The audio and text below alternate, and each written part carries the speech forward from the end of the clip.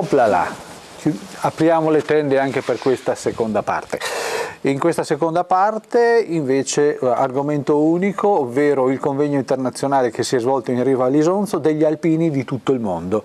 I rappresentanti delle truppe di montagna di 12 nazioni, compresa anche la delegazione statunitense, si sono trovati a Gorizia in Italia per la seconda volta dalla loro fondazione. L'International Federation Mountain Soldiers è un'associazione internazionale fondata molti anni fa, e a Gorizia si è discusso, si è parlato, come a ogni convegno, ogni congresso, ma soprattutto si è anche visitato alcuni dei luoghi della Grande Guerra. Sempre sapete che fra qualche tempo inizieranno lì le celebrazioni, quindi si è approfittato di questa cosa. Questa è la prima parte e la seconda parte dovrebbe andare in onda la settimana prossima.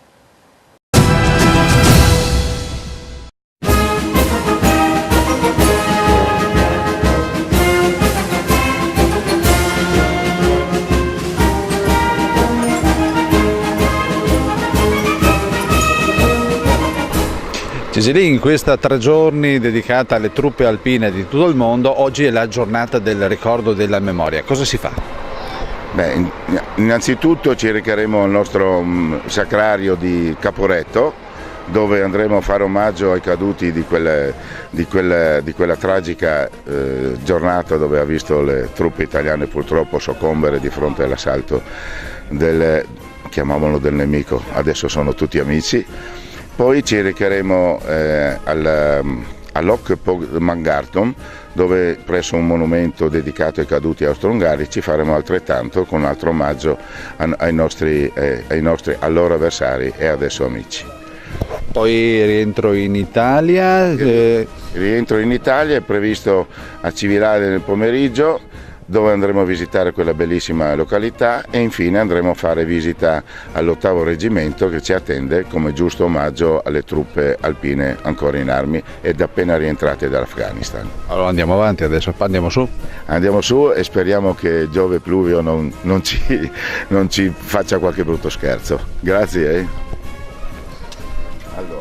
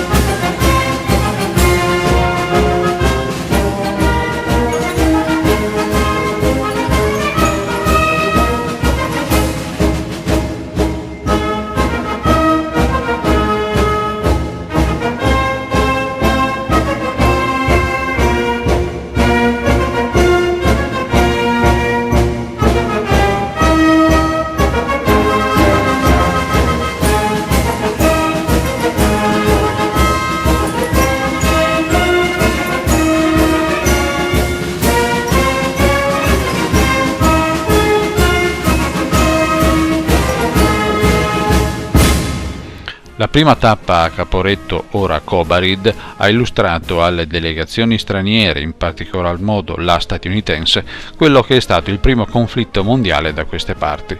Il sacrario di Caporetto, anche se è dislocato in Slovenia, è curato dallo Stato italiano ed è una delle principali mete di visita da parte degli stranieri in questa parte del territorio sloveno.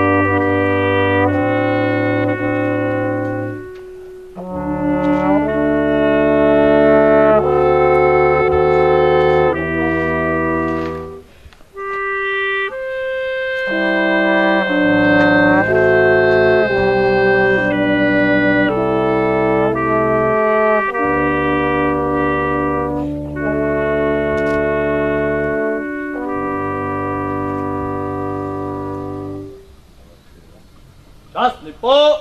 No!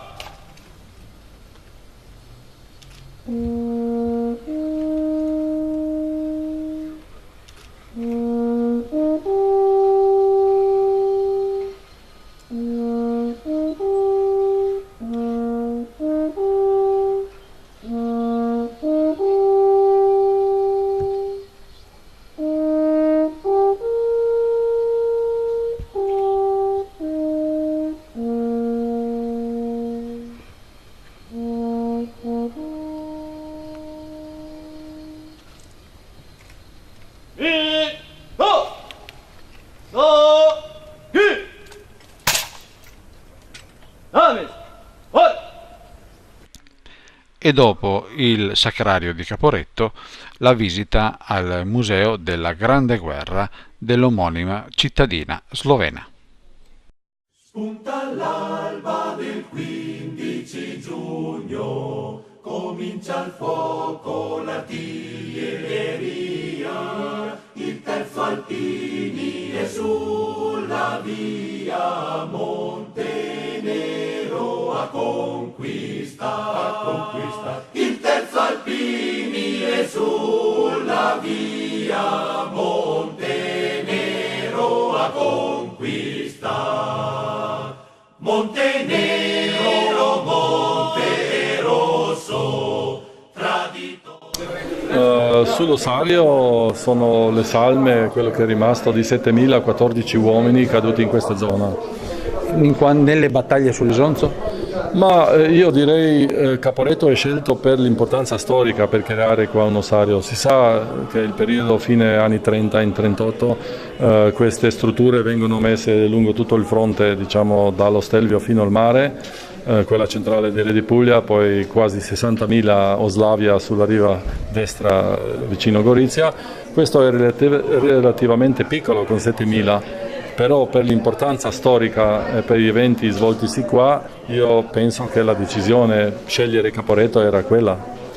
Il museo di Kobarid, siete stati anche premiati per la vostra eccellenza. Di cosa tratta? C'è un fil rouge per questo museo? Il fil rouge potrebbe essere che quelli che pagavano il prezzo, gli uomini che combattevano qua, non sono divisi in nostri, vostri, bravi, cattivi o così via, no? Allora sono trattati ugualmente e il nostro focus, la nostra attenzione è più puntata alle storie dei uomini che alle armi. Allora non è un museo tecnico e per questo approccio anche la premiazione era per un museo della guerra che parla in un modo diverso. Che parla della guerra come guerra in questo caso.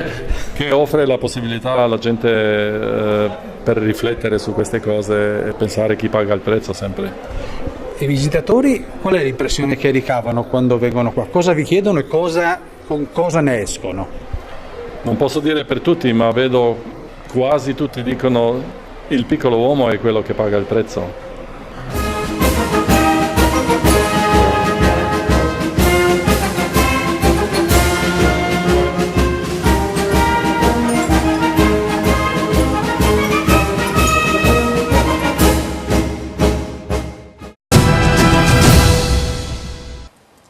E dopo l'International Federation Mountain Soldiers che si è trovato a Gorizia, questo è il saluto finale di Venezia Giulia News. Con la settimana prossima cambieremo titolo e probabilmente anche cambieremo la struttura della trasmissione, gli orari invece rimangono uguali. Settimana prossima partirà Isonzo News e in particolar modo gli orari rimarranno sempre il sabato alle ore 21, la domenica a mezzogiorno e il lunedì alle 7:45. Alessandro Bonfanti vi ringrazia di questi 2 anni strepitosi perché ci avete seguito tantissimo ed è questa la cosa che a noi fa più piacere. Dalla settimana prossima Isonzo News, tutto quello che succede nella destra Isonzo, nella sinistra Isonzo e probabilmente anche oltre il confine nella Gorisca. Andremo anche in Slovenia, tutto quello che succede intorno all'Isonzo. Alessandro Bonfanti vi saluta e vi ringrazio ancora una volta per essere rimasti vicini a Venezia Giulia News e come al solito con Isonzo News appuntamento fra 7 giorni, stesso posto, stessa ora. Ciao!